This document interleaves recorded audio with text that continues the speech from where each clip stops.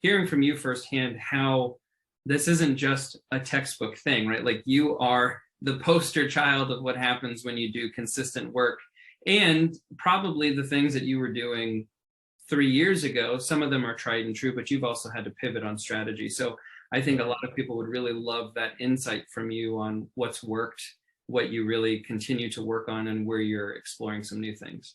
Yeah, absolutely. So, when I first started, obviously I didn't have my own listings to do open houses. So obviously I would look to see and speak to anybody in my own brokerage if they had them. And if not, I didn't bat an eye at reaching out to agents from other brokerages. At that time, it baffled me because there were so many that I would call and say, introduce myself. And I actually live in the neighborhood. I saw you have a listing that just went on. I would be happy to do I didn't see an open house scheduled yet. I'd be happy to do one for you if you'd like. And just floored at how many agents in the beginning were super cool with that. I call now. I don't even call anymore, but I used to call. And by year 2, and agents would be like, "Yeah, no, I know you, DJ. We're good, thanks." Because I was actually converting. Right. On their open houses that they weren't getting. Yeah. Right. Exactly. And the word I'm probably going to repeat a bunch of times through this is 2 words: consistency and layering. So obviously I just spoke about open houses, which is a fantastic way in your farm to show how you work to buyers and sellers. I have gotten many listings from my open house and my farm. So my first year, I committed to 2 open houses a week, every week. So 8 a month. If I had a weekend off, I would do 3 one week before, 3 the next week, but I did it. And the best thing I did was after, I think, month 2 or 3 of just asking anybody if they had an open house that they wanted me to do. And I was going all over hell and back. To get purposeful and intentional, that's when I focused on just my neighborhood, asking anybody who had a listing. On top of that, it wasn't just the open house, it was door knocking. So even if I didn't have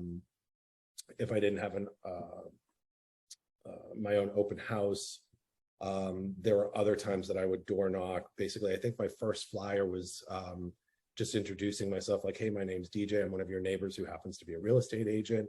I would be more than happy to be your one-stop resource for referrals if you're looking for a handyman, landscaper, blah, blah, blah, blah, blah. I work with these types of people every day. Please think of me, as your local neighborhood Google," or something like that. And it wasn't even so much about what was on the flyer. It was the conversations I was having and people seeing me. So they saw me walking my dog. They saw me deliver the monthly newsletter to a section of the neighborhood. They'd see my open house signs. I got a listing from a guy who I had my leaf blower out because there was tons of these little acorn things. And this house that I was holding open, not my listing, had just had all the floors redone. And they were a dark wood. And I was just paranoid because as I was walking up to the house, I heard one crunch under my foot. And I was like, this is not happening if I'm doing this open house. So I'm out there blowing it. All those things, and a guy from across the street comes over and he's like, "Hey, can I ask you a question?" He's like, "I'm really confused." I'm like, "Sure, what's up?" He was like, "So you're a realtor, I've seen you around, but that's not your face on the sign." I was like, "No, it's not. I'm just helping out hosting it, for the listing agent." I was like, I said, "I left a flyer yesterday." He goes, "Yeah, no, I know. I saw it." And he's like, "Why are you out here doing this?" And I was like, explained why. I would hate anything to happen to the home. He goes, "Awesome." He's like, "My wife and I need to sell. If you have time after you're done at the open house, could you come over, or are you available tomorrow?" So it was things like that. It was people being able, it was always being omnipresent. I also did, once I had the budget, after a couple of closings, I earmarked some of that money for postcards for the neighborhood.